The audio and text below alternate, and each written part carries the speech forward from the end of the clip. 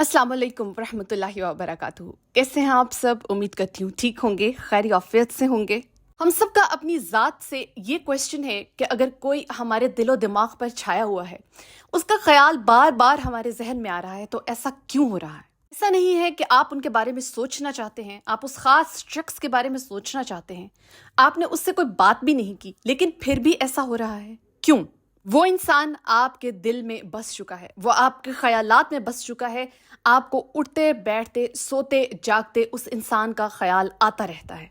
ये सवालात, ये क्वेश्चंस आपके दिल में, आपके दिमाग में बार बार गर्दिश कर रहे हैं कि आखिर ये मोहब्बत है या ये कोई पछतावा है या अल्लाह की तरफ से कोई इशारा है। आप बात कोई कर रहे हैं, आप काम कोई और कर रहे हैं, लेकिन आपको ख्याल उस इंसान का आ रहा है।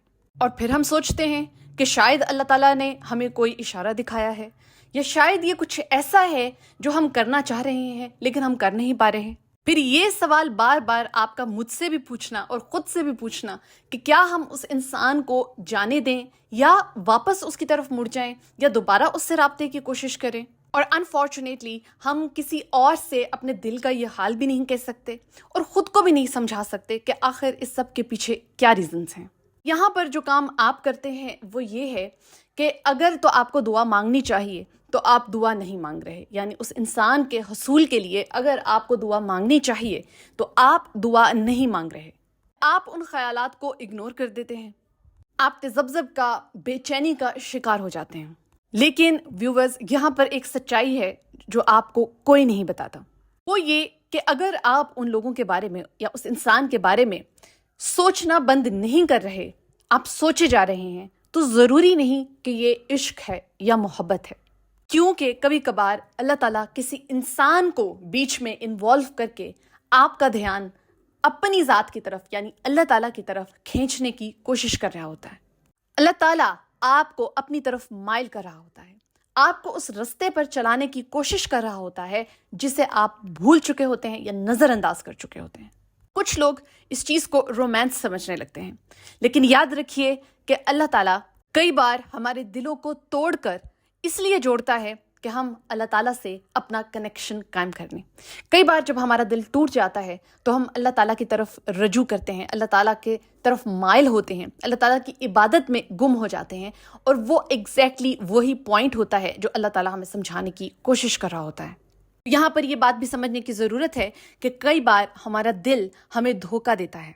अगर आपको एक इंसान का ख्याल बार बार आ रहा है लेकिन उस इंसान के साथ आपका कोई राब्ता नहीं, आप उस इंसान से बात नहीं करते, उससे मिलते नहीं हैं, कोई कनेक्शन आपका उसके साथ नहीं है, यहाँ पर हम बहुत ज़्यादा परेशानी में मुब्तला हो जाते हैं कि शायद अल्लाह ताला हमारा कोई इम्तिहान ले रहा है, या शायद ये कोई साइन है, या ये शायद किसी किस्म की कोई सज़ा है, जबकि आप सोचना भी नहीं चाह रहे, आप इस काम में मुलविस भी नहीं होना चाह रहे, लेकिन ये सब आपके साथ हो रहा है। अब दिलो दिमाग यहाँ पर यही सोचता है कि शायद वो आपका हमसफ़र है, शायद ये एक तरफा प्यार है, या शायद ये आपके अंदर एक खुद साख्ता कोई फीलिंग है, या किसी किस्म की कोई ऐसा दबाव है जिसे आप महसूस नहीं करना चाह रहे लेकिन बिला वजह आप पर इम्प्लीमेंट हो रहा है।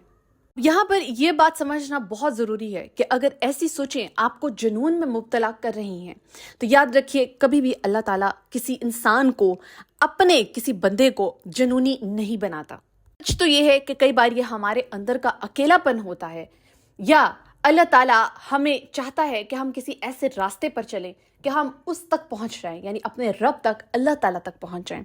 यहाँ पर अब मैंने 2 पॉइंट्स आपके सामने रखे हैं। एक ये कि कई बार हमारा दिलो दिमाग इन सारे ख्यालात को खुद से बुनकर, खुद साख्ता तौर पर हमारे अंदर डाल रहा होता है। हम भटक जाते हैं, हमें इस बात की समझ नहीं आ रही होती कि दरअसल ये हमारे अंदर का अकेलापन है जो हमारी सोचों को ख़राब कर रहा है।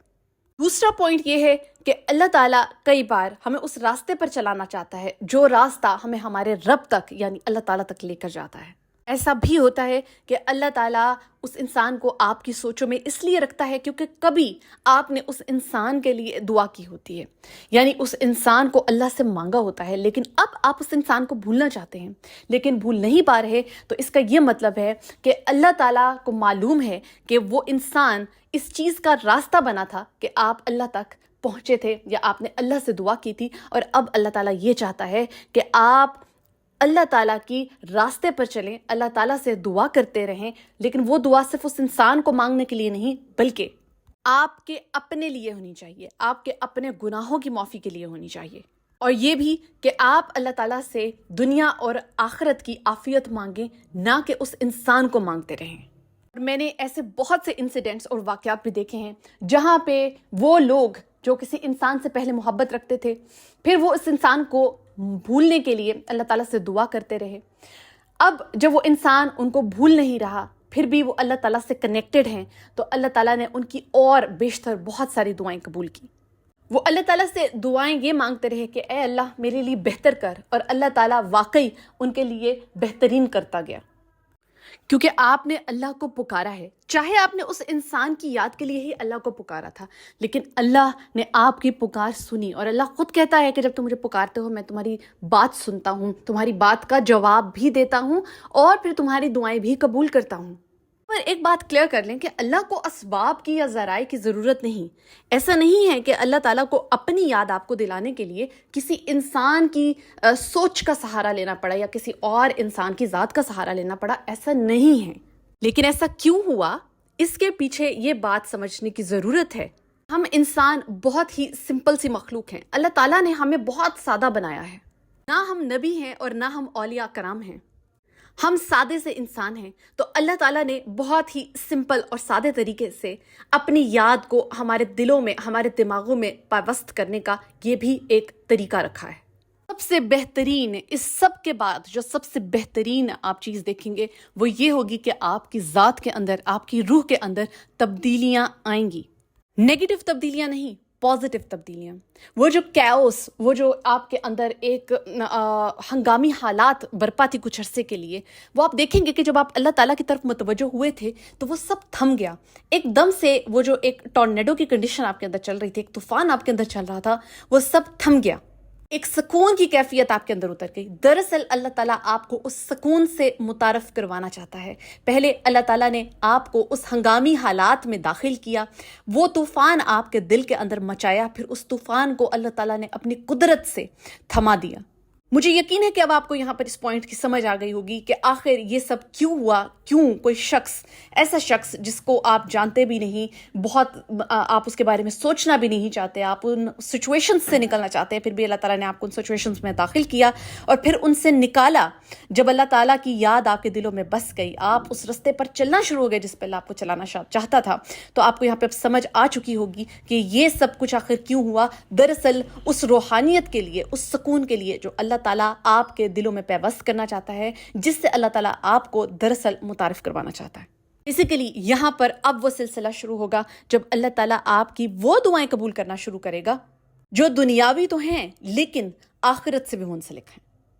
اب یہاں پر آپ کندن سے سونا بننا شروع ہو چکے ہیں، اور بے شک میرا رب بہت رحیم ہے، بہت کریم ہے، جو وہ سوچ سکتا ہے، جو وہ کر سکتا ہے، جو اس کے اختیار میں ہے، وہ ہماری سوچ سے بہت آگے ہے۔ یہاں پر میں نے ایک پورا پلان آپ کے سامنے کھول کر رکھ دیا ہے کہ اگر آپ ایسی سچویشن میں انٹر ہوتے ہیں تو آپ نے کیا کرنا ہے۔ خود کی زندگی کو بہتر بنائیے اور دوسروں کی زندگی کو بھی بہتر بنانے کی کوشش کیجیے۔ اپنا بہت خیال رکھیے۔ جزاک اللہ خیر۔